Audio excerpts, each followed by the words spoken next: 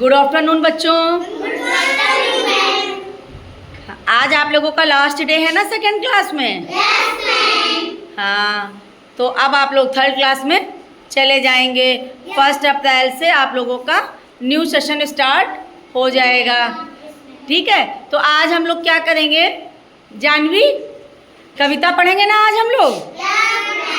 चलिए, जानवी पढ़ा रही है आपको पोएम और सब लोग पढ़ेंगे। ठीक है जानवी, स्टार्ट बेटा।